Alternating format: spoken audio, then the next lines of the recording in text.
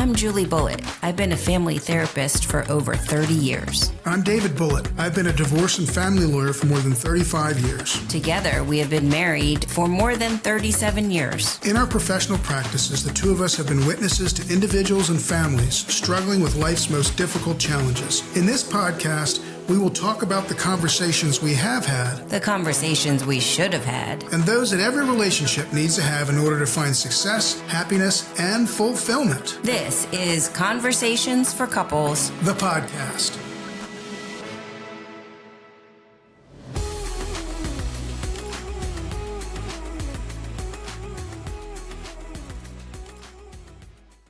Welcome back to Conversations for Couples. The podcast. You've got your part down perfectly well. So we're talking about a very interesting topic tonight. Now, our kids are grown, but we've got grandkids, and it's an interesting time to be raising kids. I think every parent says that all of the time and has probably said that generation upon generation.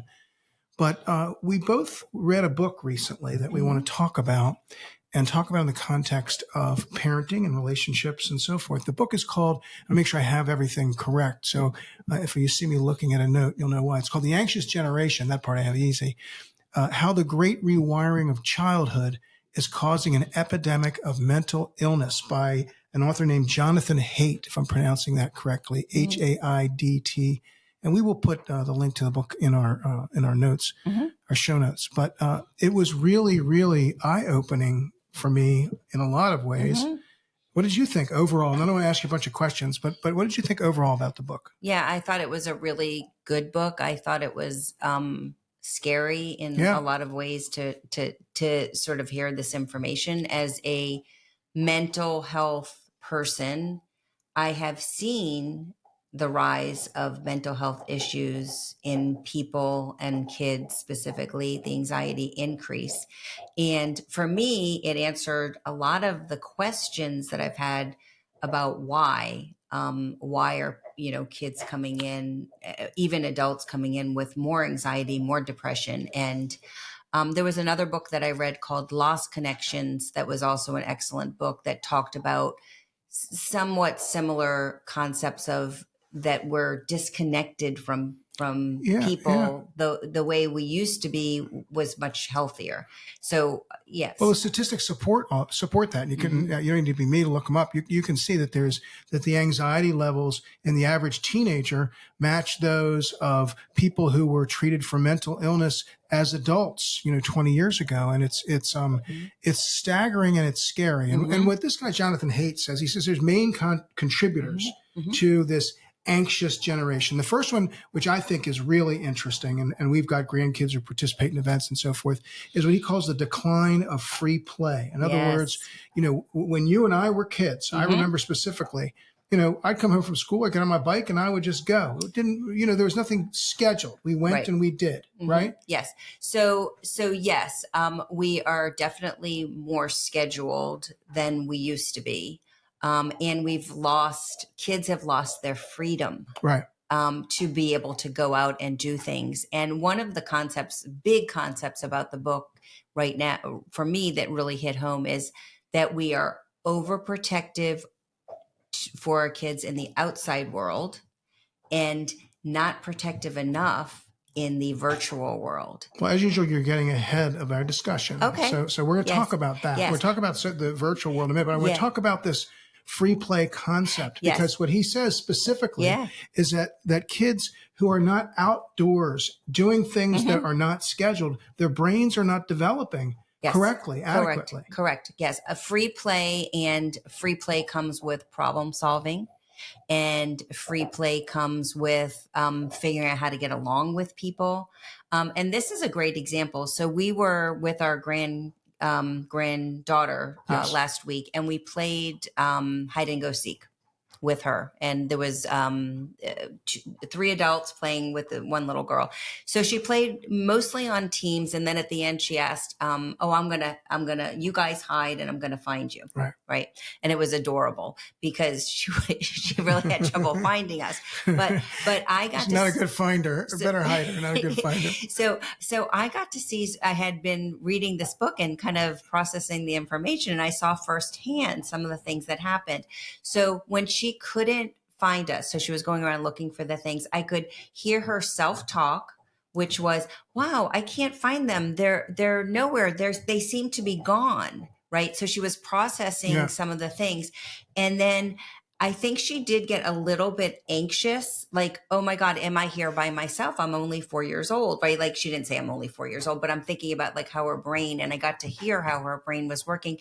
But then I also saw her problem solving, and then realizing that once she found us, that she like lived through that moment of being by herself and that she was now okay. Right. So I saw firsthand like what a simple game of hide and go seek did for her. And now she's probably like a little bit more confident in life, right? And she problem solve things like, where are they? Where should I look? Oh, I have to look again. Well, it's interesting because, I think organized events and sports are good things overall for kids. I mean, being part of a team is a good thing. But when that's all your kids are doing, I think it causes this issue that he's talking about. And also it can cause stress, on the parental level, right? We've got to get them here, get them there, all of that sort of thing. Yeah. So it's definitely interesting. So then he talks about and I'm going to combine two together, the rise of a phone-based childhood and an online social life. And I want to just toggle back.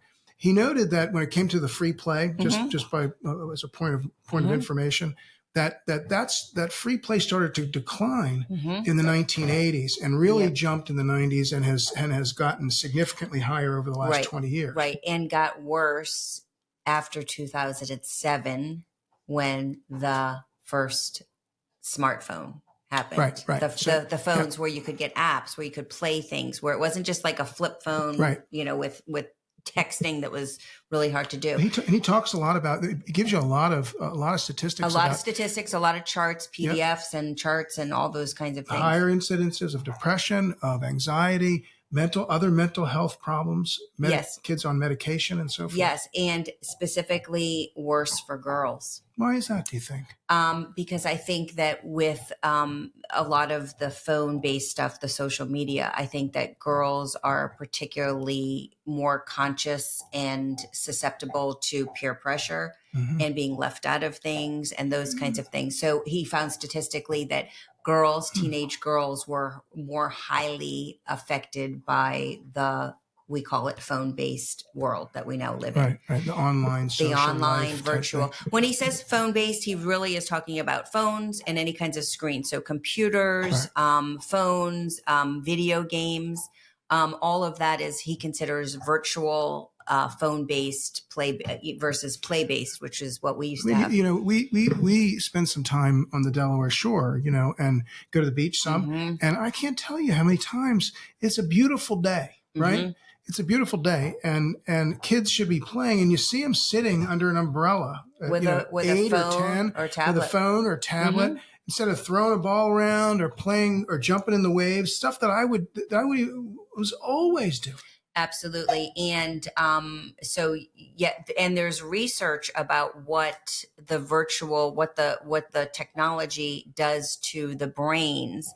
And one of the things that the author, is it Jonathan, says? Yes, Jonathan Haidt. Is he recommends that kids do not get phones before high school. We're going to get to that too. So, I mean, honestly, I am addicted to my phone. I think a lot of adults are. Right. But the good news is that the adults, when we got the phones, our brains were mostly developed. Right. So that's why they sort of talk about that big shift from 2007 and people being exposed, being younger, like middle schoolers or little kids and versus older people. Like our brains have not changed that drastically. Yeah.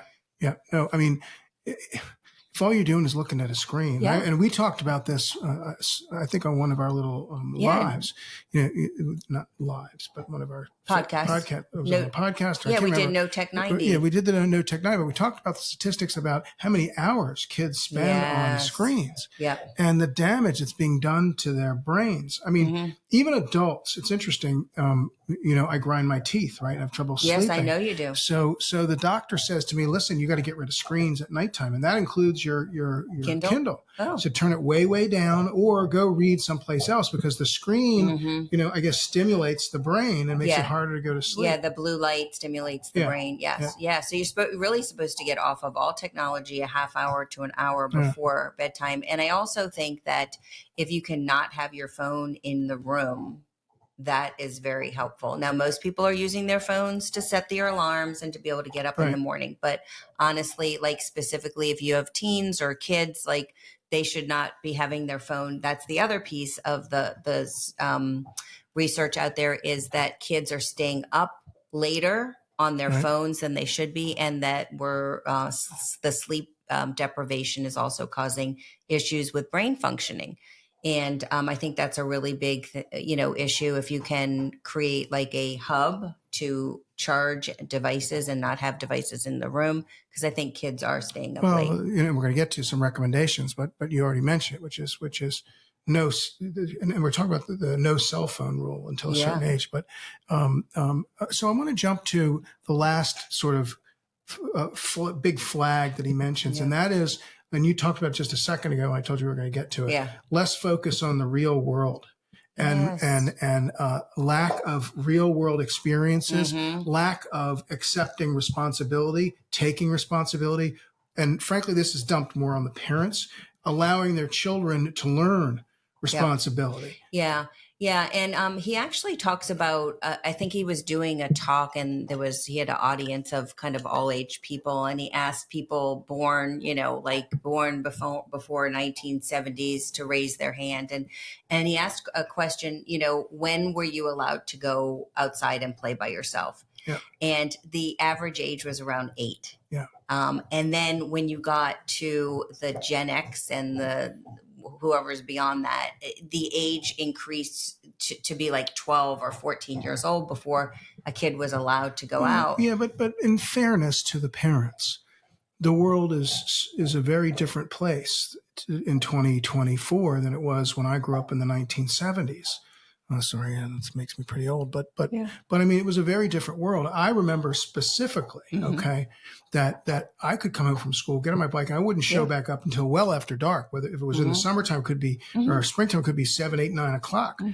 My parents, if they were worried about me, I didn't know it. Right. And it wasn't until something bad happened in our area where 2 girls were taken, that all of a sudden people started saying, I need to know, you need to be back at a certain time. And we now live in a society where there's danger. There feels like there's danger everywhere. Yeah, and it does make parents nervous. And I think that's appropriate. Yes, it does. So 2 things I want to say about that. I want to say that is true. We need to be careful. But on the other side of the coin is that there's kids in social media, on, Snapchat, talking to people that they don't even know, and being exposed to all kinds of pornography and other things. Violence. Guns, and there's no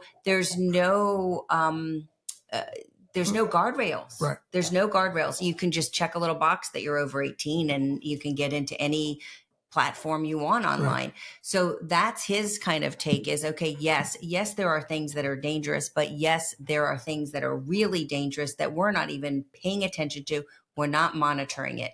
The other thing is, this is an interesting concept, and I've always thought about this, is we used to tell our kids, not to talk to strangers, right? Like if you see a stranger, don't talk to them or whatever. And what we really need to teach our kids is not to talk to strangers, but to, with their gut, kind of, be wary of strangers, and then be able to process information around and figure out who is a good person, who is bad.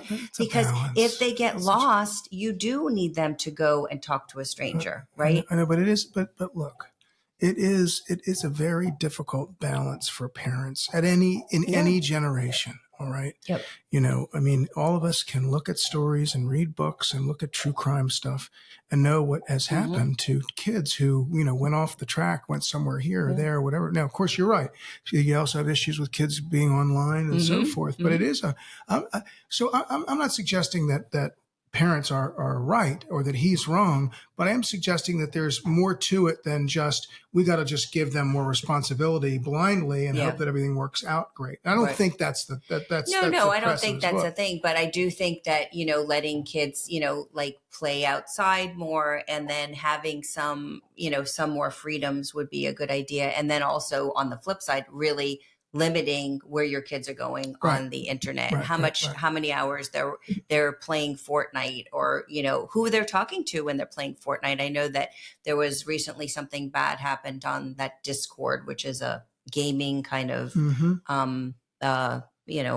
channel that people use. But I think bad things happen everywhere. But I think this book was enlightening. It answered a lot of questions for me as a mental health professional as to why we're seeing more and more anxiety, more and more depression. And I also think that people are the more connected we become with technology, the less connected we become in person. Yeah, we've talked about and that. That's just huge. I mean, that is just a really big thing. And years ago, I wrote a blog about Starbucks and about how I didn't like the pre-order, the convenience of, ordering in your app, because picking up your coffee. You just run in, you don't even say anything to anybody, you grab your coffee and go. Whereas in the old days, you go into Starbucks, you actually say hello to your barista, you leave them a little bit of a tip, you have a conversation with somebody in the line, and you've made a connection. And you've also not trained our brain that we need to get coffee like this. Like, we can wait a minute or two.